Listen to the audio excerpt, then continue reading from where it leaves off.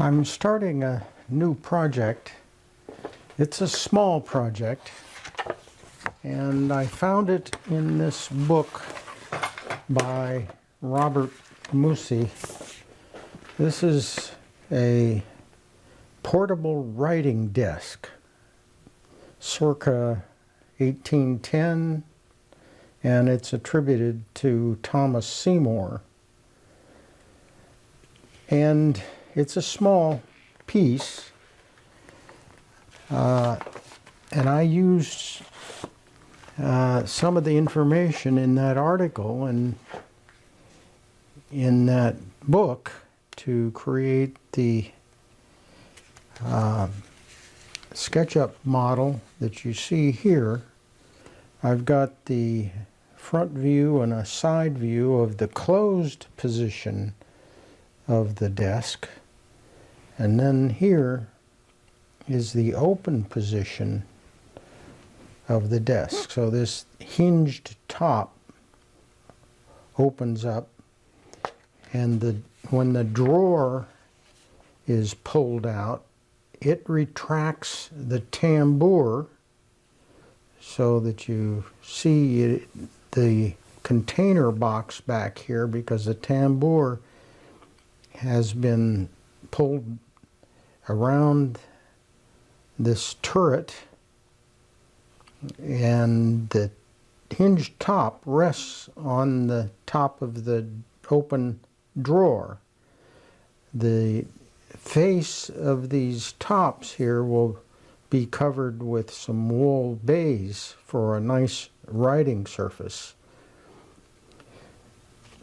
Now, I don't know the exact joinery that was used for this Seymour piece, but I suspect that they used dovetails, and I've got hidden dovetails all the way around in the four corners of this carcass to hold it together. Now, the thing that I've started now is working the turret, this round disc that is shaped with some reeds here, and this is fastened to the side and has a groove in the inner face for that tambour. So I've turned a couple examples here and began to work on that groove. I started using the lathe with a faceplate on the lathe, and then a glue block that's fastened with screws to the faceplate, and then the blank piece of mahogany that would be, I just bandsawed it out, something like that. And then I turned those shapes on the lathe. There's brown, I placed brown paper between the turret and the glue block and used some white glue here with that brown paper so that I could release the turret from the glue block just by splitting it at that brown paper joint. Here's a sliver of cutoff showing how that brown paper was just torn away from the, and then I could bandsaw the thickness of the actual turning. So I'm working on the groove. I've done one of the turrets, and I'm working on the second here. So what I've done is I used this compass with a blade, to create the outline groove of this 3/16 wide groove.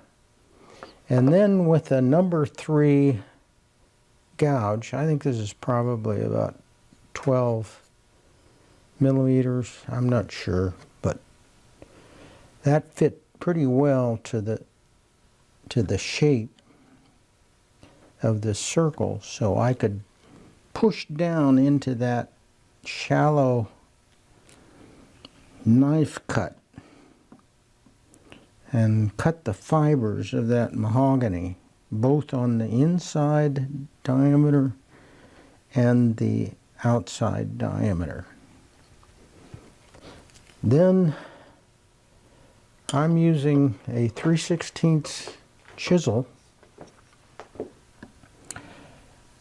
and what I can do is just push down and snap out little pieces of mahogany right between those cut lines. Now that's not at full depth. I need to go 3/16 deep, so I'll have to make a couple passes with this chisel. And after I do that, I can use this little, when I get close to 3/16 deep, I can use this little router plane. That blade is set 3/16 deep, and I can work that down to an exact depth. Now, this could be done with a router and some type of jig, but by the time I make a jig, I can finish this with hand tools. So that's generally my attitude about jigs. They just take too much time to make. So that's how I'll clean that out. I won't be able to finish it all the way through because that groove has to continue right into the side that this is fastened to. So once this is glued to the side, then I can work the groove in between the two pieces and then continue on the side using this same procedure.